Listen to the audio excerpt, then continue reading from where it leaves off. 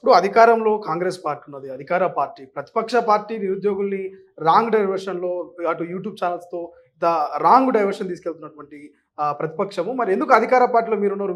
మీ మంత్రులు కావచ్చు, మీ ఎమ్మెల్యేలు కావచ్చు, కొంత ప్రెస్ మీట్ పెట్టి నిరుద్యోగులను ఎందుకు మీరు డైవర్ట్ చేయలేకపోతున్నారు? నిరుద్యోగులకు ఎందుకు ఒక భరోసా ఇవ్వలేకపోతున్నారు?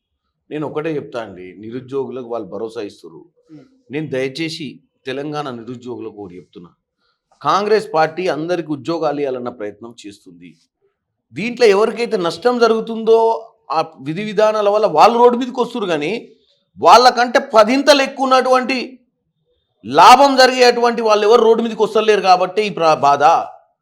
ఇవాళ ఎవరెవరైతే వచ్చి ఈ విధి విధానాలు మార్చి, ఒకవేళ మార్చిన తర్వాత బీఆర్ఎస్ యువం ఏంటంటే ఇది మార్వంగానే కోర్టుకు పోయి మళ్ళీ స్టే ఆర్డర్ తీసుకొచ్చి ప్రభుత్వాన్ని ఎట్టి పరిస్థితుల్లో ఎగ్జామ్లు పెట్టకుండా ప్రభుత్వాన్ని నిందించి పబ్లిక్ గంగలగోని, పబ్లిక్ సమస్యలు గంగలగోని ప్రతిపక్ష పార్టీ ఒక్కటే నిర్ణయం తీసుకుంది. ఏమని?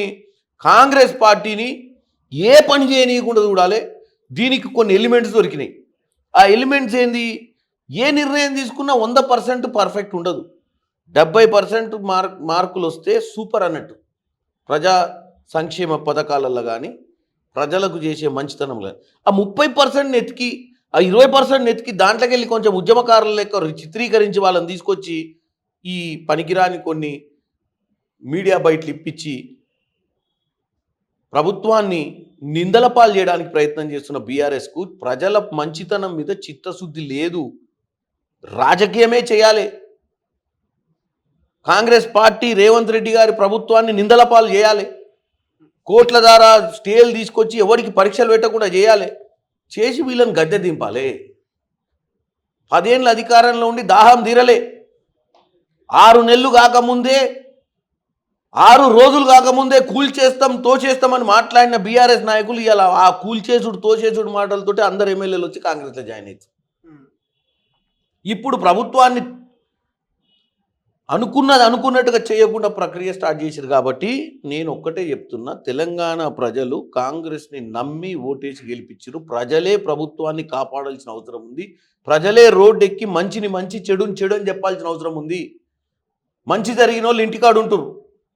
ఎవరికో 5% 10% చెడు జరిగిన రోడ్డు మీదకి వస్తుండు. 90% కనబడతలేదు. ఆ 90% కూడా బయటికి రావాలి. ఈ విధానం కరెక్ట్ అని మాట్లాడాలి.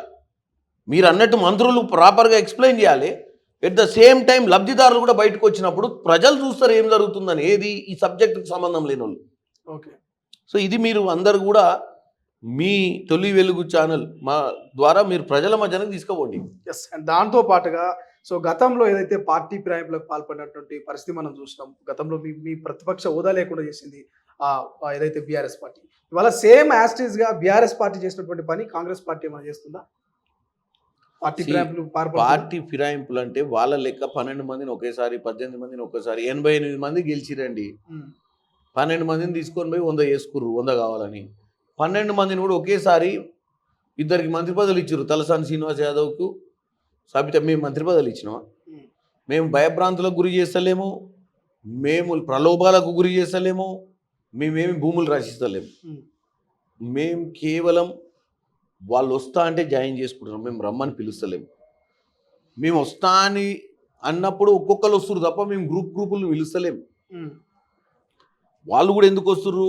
ఆత్మగౌరవం లేకుండా 10 ఏళ్ళు కేసీఆర్ దగ్గర పనిచేసి ఇలా ప్రభుత్వంలోకి వెళ్ళి బయటికి పోయినాక రేవంత్ రెడ్డి గారిని, ఆయన పరిపాలనను కేసీఆర్ తోటి కంపేర్ చేసినప్పుడు వాళ్ళకి ఈ పార్టీలకు రావాలని వాళ్ళకి మనస్సాక్షి అనిపించి వస్తారు.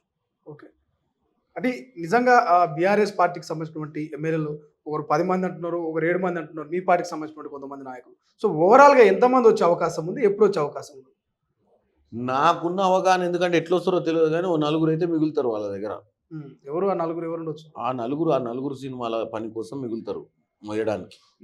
ఆ 4 ఉంటారు అంతే. అది హిందూ ధర్మం ప్రకారం ఇంట్లో 4 ఉండాలి. పెద్ద మనిషి పోతే ఆ 4 ఉంటారు. ఆ 4తోటి ఆ రాజకీయం నడుస్తుంది. మిగతా వాళ్ళందరూ వస్తారు కాంగ్రెస్ పార్టీ. కానీ ఈ ప్రధానంగా పార్టీ ఫిరాయింపులు చూస్తే బీఆర్ఎస్ కాంగ్రెస్ 2 ఒకటే. అవి మ్యాక్స్ ఫిక్సింగ్ చేసుకున్నాయి. త్వరలో కాంగ్రెస్లో బీఆర్ఎస్ విలీనం కాబోతున్నది. కానీ మా పార్టీలోకి, బీజేపీలోకి ఏ ఎమ్మెల్యే వచ్చినా కూడా వాళ్ళు రాజీనామా చేస్తేనే మేము స్వాగతిస్తామంటూ బీజేపీ నాయకులు అంటున్నారు. సరే, ఇది బాగా చూపి నేను చెప్తా ముచ్చటే. ఫస్ట్ ఆఫ్ ఆల్ వాళ్ళ దాంట్లోకి ఓడు వాళ్ళ దాంట్లోకి వెళ్ళి ఎవడు బయటికి రాడు. ఉమ్, ఎందుకంటే అది తీసుకుంటూ లేడు వాళ్ళను, ఉమ్, వాళ్ళ పార్టీలకు పోనీకి ఓడి తయారులేడు. ఉమ్, నెంబర్ 2, ఈ మహానుభావులు వేరే రాష్ట్రంలో దుకాణం బాగా నడిచే దగ్గర నిన్నగాక మొన్న 9వ తారీఖు నాడు మధ్యప్రదేశ్లో కాంగ్రెస్ ఎమ్మెల్యేని తీసుకొని మంత్రి పదవి ఇచ్చారు. ఉమ్, మరి కిషన్ రెడ్డి గారు పేపర్ చదవడా, లేకపోతే కిషన్ రెడ్డి గారు చాలా తెలివికల్లోడు, తెలంగాణ వాళ్ళు పేపర్ చదవరు అనుకుంటాడో తెలియదు. ఉమ్, ఆయన మా పార్టీ గురించి మాట్లాడితే వాళ్ళ పార్టీలో ఎమ్మెల్యే తీసుకొని మంత్రి పదవి ఇచ్చారు మధ్యప్రదేశ్లో. ఓకే. సో ఇక కిషన్ రెడ్డి బీజేపీ వాళ్ళు మాట్లాడే విషయాలకు అంతన లేదు పొంతన లేదు. ఉమ్, గతంలో 4 రాజ్యసభ ఎంపీలను టీడీపీ వాళ్ళని తీసుకొని విలీనం చేసుకున్నటువంటి గొప్ప మా పార్టీ ఎవరు 4 పేరు చెప్పాలన్నా? సృజనా చౌదరి, గరికపాటి రామ్మోహన్, టీజీ వెంకటేష్, ఉమ్, సీఎం రమేష్. ఓకే. మరి ఇవాళ బీఆర్ఎస్ వాళ్ళని తీసుకొని ఇక ఉపాయం నడుస్తుందా అంటారు. మరి నడుస్తుందా లేదా? మేం విలీనం అవుతున్నామా బీఆర్ఎస్ పార్టీని తీసుకొని, వాళ్ళు విలీనం అవుతుర్రో, ఉమ్, ఎవరు ఏ పార్టీ తోటి కుమ్మక్కు కాస్తుర్రో మొన్న జరిగిన పార్లమెంట్ ఎన్నికలలోనే తెల్లమైంది. నా పార్లమెంటు నేను నిలబడి ఎంపీ అయిన దగ్గర బీజేపీకి 75,000 ఓట్లు వచ్చినాయి. ఉమ్, మరి ఇప్పుడు 5 లక్షల ఓట్లు వచ్చిన బీఆర్ఎస్ పార్టీ నుంచి ఓట్లు షిఫ్ట్ అయ్యి 4 లక్షల చిల్లరకి ఎట్లా పోయింది బీజేపీ? ఉమ్, మరి బీఆర్ఎస్ పార్టీ లచ్చకే ఎందుకు అంకితమైంది? ఉమ్, మనకు లెక్క ఆడనే క్లియర్ అవుతుంది ఎవరెవరు మ్యాచ్ ఫిక్సింగ్ చేసిరు. ఓకే. వారం రోజుల నుంచి ఢిల్లీలో కూర్చొని ఎవరితోటి మంతనాలు చేసిరు. ఉమ్, చెల్లెకు బెయిల్ దేనికి ఎవరితోటి మంతనాలు చేస్తున్నావు? ఉమ్, కేజ్రీవాల్కి అప్రూవర్గా మార్చి ఢిల్లీలో మళ్ళీ ఢిల్లీ గడ్డ మీద 3 సార్లు పరాభవమైన బీజేపీకి బతుకుదెరువు ఇస్తామని చెప్పింది ఎవరు? ఉమ్, మరి ఇవన్నీ మాట్లాడుకుంటే ఇలా అంతర్గత వ్యవహారం ఏందో అందరికీ తెలిసిపోతుంది. ఓకే. సో పంచాయతీ ఎన్నికలు ప్రధానంగా జెడ్పీటీసీ ఎంపీటీసీ ఎన్నికలు మీ పోటీ ఎవరితో ఉంటుంది? బీఆర్ఎస్ తోట, బీజేపీ తోట? వాళ్ళిద్దరు తేల్చుకుంటారు కదా ఈ 2 రోజులల్లా. ఉమ్, అంటే వీళ్ళు వాళ్ళ దాంట్లో విలీనం అవుతారో, వాళ్ళు వీళ్ళ దాంట్లో విలీనం అవుతారో చూసి ఆ పార్టీ కలిసి ఒకటే అవుతుందో 2 ఉంటుందో తెలుస్తుంది ప్రజలల్లో ఏ పార్టీకి మనగడ ఉంటుందో. ఓకే. కాకపోతే లోకల్ బాడీ ఎన్నికలు మొత్తం కాంగ్రెస్ పార్టీ స్వీప్ చేయబోతుంది. ఓకే. నిరుద్యోగుల విషయంలో ఎట్లా ఎట్లా ఉండబోతుంది? నిరుద్యోగుల విషయంలో ఏమైనా స్టెప్ తీసుకోబోతుందా రాష్ట్ర ప్రభుత్వం? స్టెప్స్ తీసుకుంటుంది కదండి. Group 2, group 3, group 1, group 2, group 3 పరీక్షలు పెట్టి అన్నీ నింపుతారు. వీళ్ళు ఉట్టి కన్ఫ్యూజ్ చేస్తుర్రు. ఉమ్, నేను గంట సేపు నుంచి మొత్తుకుంది అదే కదా మీతోటి. ప్రభుత్వం చిత్తశుద్ధితో ఉంది. 5-10% తేడా వస్తే వాళ్ళతో ధర్నాలు చేయించి ప్రజల్ని తప్పుతో పట్టిస్తుర్రు. ఉమ్, దయచేసి మీ మనతోలి ఛానల్ ద్వారా చెప్తున్నా, నిరుద్యోగులకు న్యాయం చేసే ప్రక్రియలో ఉన్నారు. కావాలని డిస్టర్బ్ చేసి పరీక్షలు పెట్టకుండా చేసి బీఆర్ఎస్ కుట్ర పన్నుతుంది.